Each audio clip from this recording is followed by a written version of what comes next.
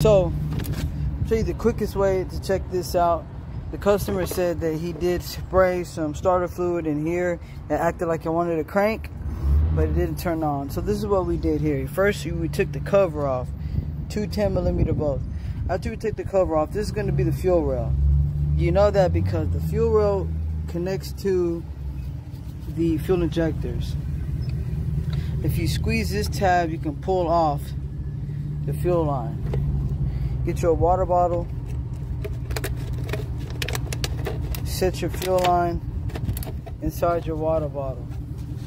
Now, you typically want somebody to be here holding it, because once you turn the key to the on position, gas should shoot out if your fuel pump is working properly.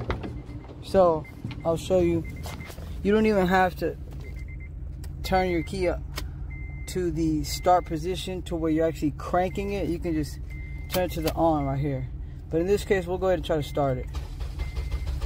Alright, we should have gas inside of that water bottle. Now, as you can see here, water bottle is bone dry. That means the fuel pump is not pumping.